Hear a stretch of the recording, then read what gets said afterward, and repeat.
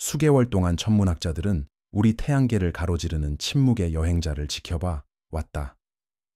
우리가 지금까지 본 적 없는 별 사이의 방문자다. 스램-I 아틀라스라 불리는 이 천체는 은하계 경계를 넘어 차갑고 끝없는 별 사이의 공간을 가로질러 왔다. 그러나 세계가 이 수수께끼 같은 천체에 작별을 고하려던 바로 그때 전례 없는 일이 벌어졌다.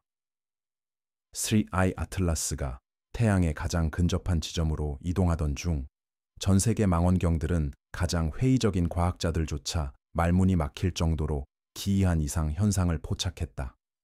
그 빛이 변했고 구조가 뒤바뀌었으며 결국 자연물체로는 전례 없는 행동을 보였다. 오늘 밤 우리는 제임스 웹, 허블, 지상 관측소들이 목격한 현상과 하버드 대학의 저명한 천체 물리학자 아비 로브가 이 이상 현상이 현대 천문학에서 가장 중대한 발견이 될 수 있다고 말하는 이유를 탐구할 것이다. 모든 것은 스페인의 이루메 쌍둥이 망원경이 태양 합 지구 관점에서 혜성이 태양 뒤로 지나가는 순간에 접근하는 스램-I 아틀라스의 159회 노출 사진을 포착하면서 시작되었다. 이 사진들이 드러낸 것은 불가능에 가까운 현상이었습니다. 태양을 향해 직선으로 뻗어나가는 얇은 물질 분출물. 지금까지 연구된 모든 혜성은 태양풍에 의해 별에서 멀어지도록 밀려나가는 먼지와 가스를 방출하며 항상 바깥을 향하는 꼬리를 형성합니다. 그러나 이 혜성은 반대로 마치 태양의 영향력을 거부하는 듯한 역방향 꼬리를 보였습니다. 이 발견은 허블 우주 망원경과 하와이의 케아로아 케아케 KEK 관측소에 의해 신속히 확인되었다. 관측소들은 태양을 향해 태양으로부터 멀어지지 않고 퍼져나가는 확산된 빛을 감지했다. 혜성에게 이런 행동은 물리적으로 터무니없는 일로 바람을 거슬러 연기가 흐르는 것을 보는 것과 같다. 이 이상 현상은 단순히 예상을 뛰어넘은 것이 아니었다. 태양 물리학의 법칙 자체를 부정하는 것이었다. 일부 연구진은 이 물질이 방사압에 저항할 수 있으며 태양 광자에 다르게 반응하는 미지의 원소나 합금으로 구성되었을 가능성을 제기했다. 다른 이들은 더 급진적인 가설을 내세웠다. 꼬리가 자연현상이 아니라 물체 내부 제어 장치에서 배출된 가스나 배기가스라는 것이다. 더 많은 데이터가 쏟아지면서 천문학자들은 이것이 평범한 혜성체가 아님을 깨달았다. 세 개의 아틀라스 혜성의 질량과 중력 측정값이 일치하지 않았다. 궤적에 따르면 이 물체는 관측된 운동이 암시하는 것보다 훨씬 더 무거워야 했다. 간단히 말해 보이는 것보다 가벼운 것처럼 움직이고 있었다. 더욱 당혹스러운 점은 이 물체가 비정상적으로 느리게 회전하여 16시간마다 한 바퀴를 돌았다는 것이다. 정상적인 조건에서는 일반적인 암석이나 얼음 천체의 구조적 불안정을 초래했을 것이다. 그러나 세 개의 아틀라스는 완벽하게 온전했다. 이론들은 하나둘 무너지기 시작했다. 일부 전문가들은 반사되는 밝기의 미세한 변동을 근거로 이 물체가 속이 비어 있을 가능성을 제기했다. 만약 사실이라면 우리가 관측한 것은 단단한 암석이 아니라 우주 공간을 표류하는 금속성, 껍질일 수 있다는 뜻이다. 분광 분석을 통해 측정된 니켈과 철 함량은 우리 태양계의 어떤 혜성이나 소행성보다 현저히 높았다. 성간먼지에서도 드문 청산화물 흔적과 결합된 이 구성은 자연적 형성 범위를 훨씬 뛰어넘는 무언가를 시사했다. 이러한 결과가 나오자 과학계에서 논쟁이 불거졌다. 3I 아틀라스가 인공물일 수 있을까? 아니면 우리가 아직 발견하지 못한 물리학으로 만들어진 완전히 새로운 유형의 성간천체일까? 점점 커지는 혼란을 정리하기 위해 하버드 천체 물리학자 아비 로브와 그의 연구팀은 전례 없는 것을 도입했다. 소행성 위협을 평가하는 데 사용되는 토리노 척도에서 영감을 받은 외계 생명체 존재 가능성 척도 OEP 척도였다. 이 등급 체계는 설명되지 않은 이상 현상의 수와 심각도에 따라 성간 방문체를 0단계부터 10단계까지 분류한다. 0단계는 2I 보리스와 같은 완전히 자연적 물체를, 10단계는 지구적 영향을 미치는 확인된 외계 기술을 의미한다. 로브는 산화의 아틀라스를 4단계로 분류하며 광범위한 분석 후에도 만족스러운 자연적 설명이 없는 다수의 지속적인 이상 현상을 보이는 물체라고 설명했다. 로브의 모델에 따르면 이는 잠재적 기술적 흔적 영역에 해당한다.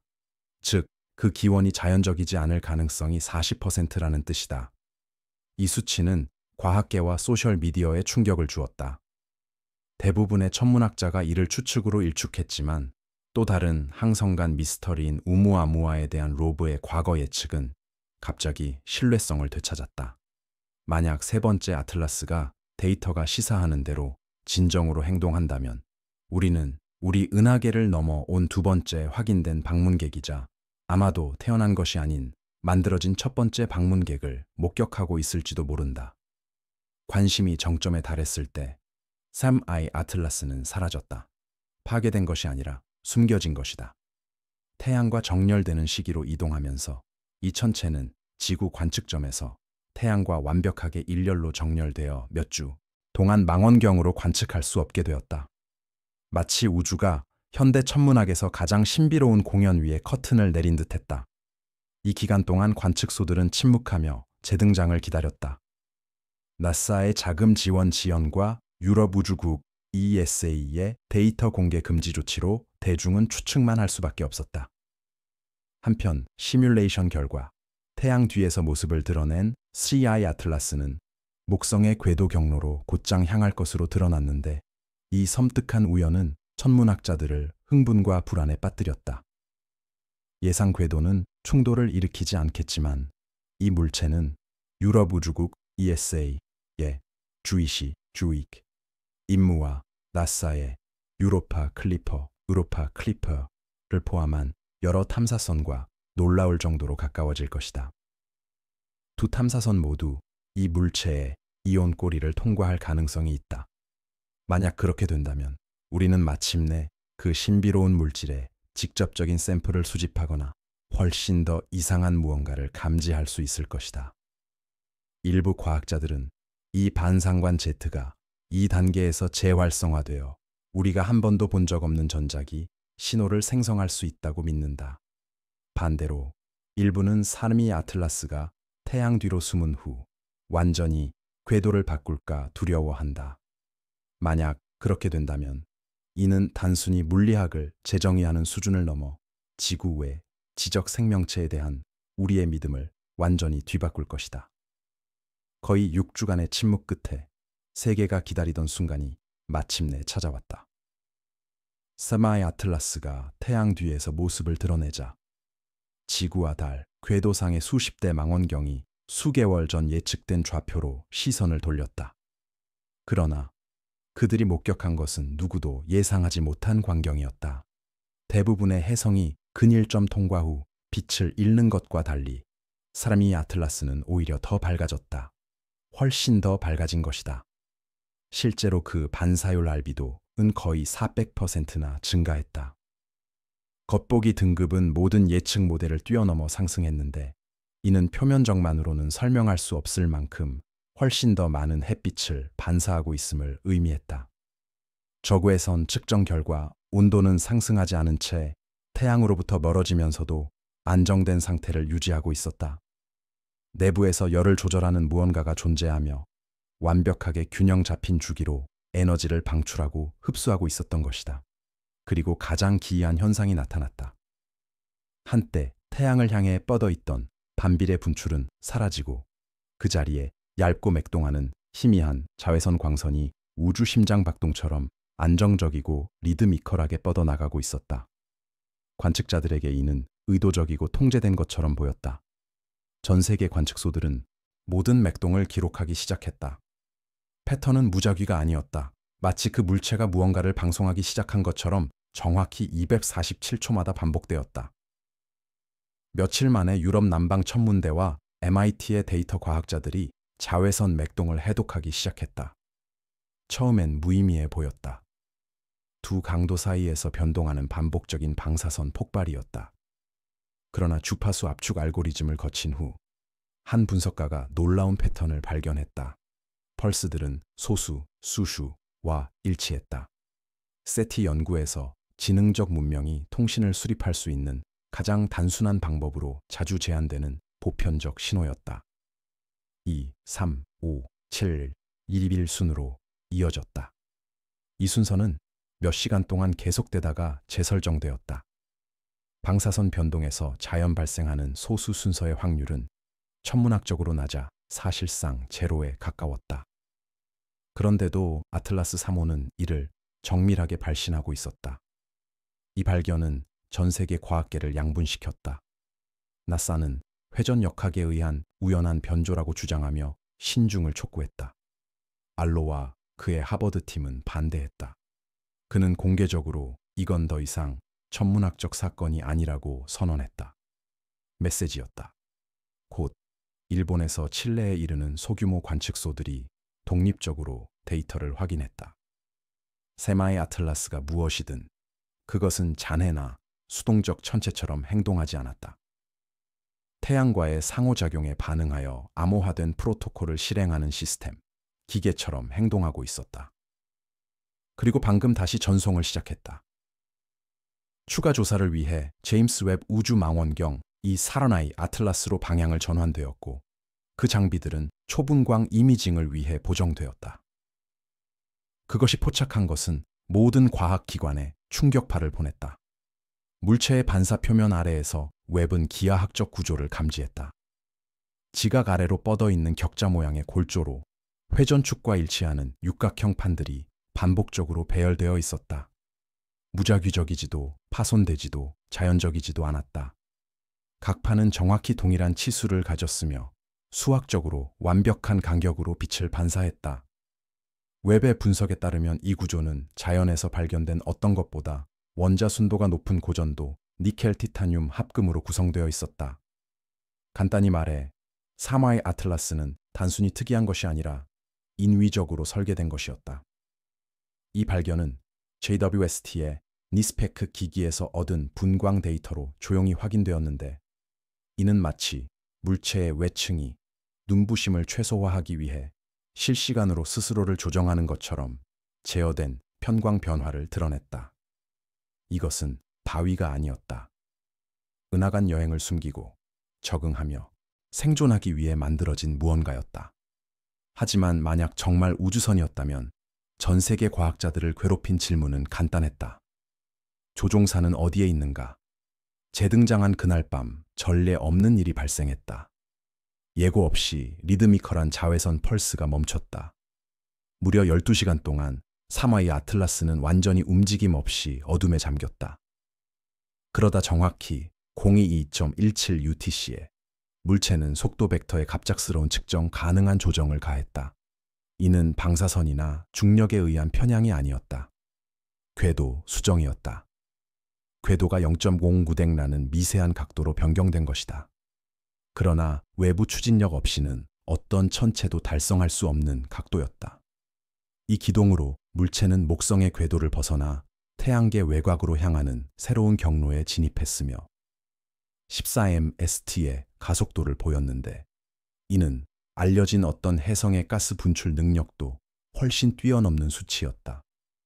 관측소들은 급히 예측치를 재계산했다. 새로운 경로는 태양계와 성간 공간의 경계인 헬로파우스로 향하고 있었지만 무작위적이지 않았다. 그 이탈 궤적은 마치 고향으로 돌아가려는 듯 원래 진입 경로의 좌표와 거의 완벽하게 일치했다가 다시 깊은 우주 속으로 사라졌다. 세 개의 아틀라스 장치가 마지막 자외선 펄스를 방출했다. 이번에는 연속 신호가 아니었다. 정확히 13분 37초 동안 지속된 단일 빔으로 기록 분석 보관될 만큼 충분한 시간이었다. 그 스펙트럼에는 모든 것을 바꿀 무언가가 담겨 있었다. 구조화된 이진 정보와 유사한 희미한 암호화된 신호였다. 역사상 처음으로 한 항성간 물체가 우리 태양계를 방문했을 뿐만 아니라 응답까지 했을지도 모른다.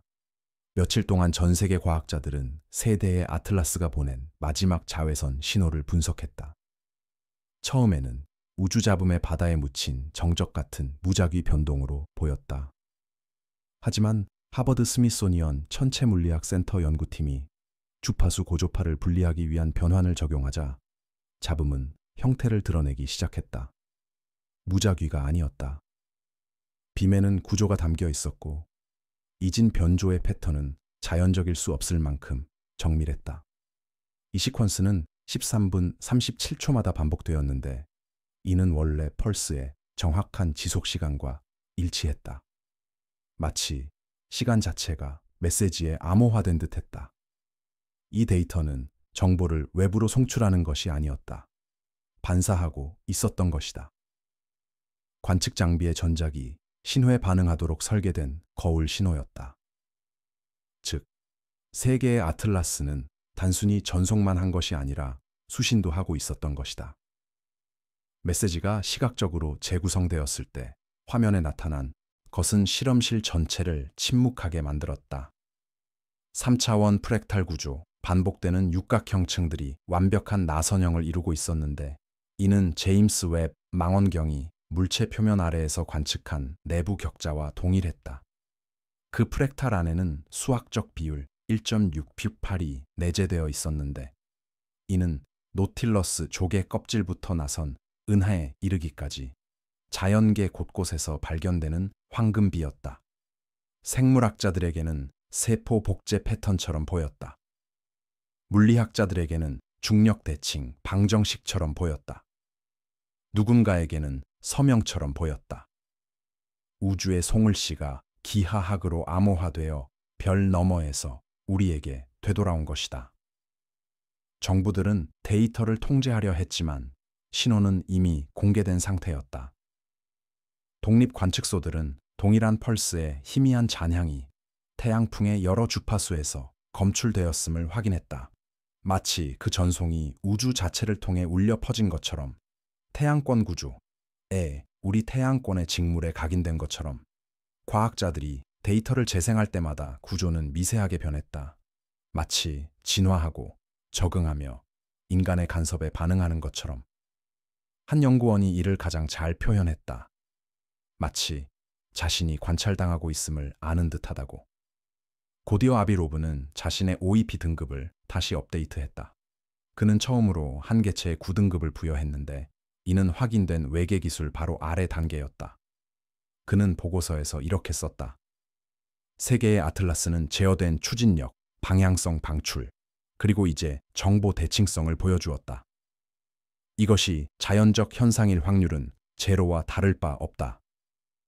그의 결론은 간결하지만 충격적이었다.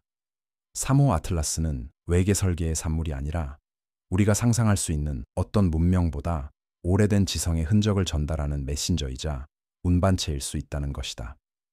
그러던 9월 21일 아침, 이상한 일이 발생했다. 사라져가는 세대의 아틀라스 궤적을 추적하던 모든 관측소는 우주 마이크로파 배경 잡음의 동시적 급증을 감지했다. 빅뱅 자체의 희미한 메아리였다. 그 신호는 최종 펄스와 동일한 주파수 비율을 보였다. 찰나의 순간, 우주의 배경이 응답했고 그 순간 사라져버렸다. 물체는 헬로파우스를 넘어 사라졌고 데이터만 남겼다. 아직 해독되지 않은 암호였지만 모든 과학자가 의도적이었다고 동의하는 암호였다. 세계의 아틀라스는 단순히 우리 태양계를 방문한 것이 아니다. 흔적을 남겼다.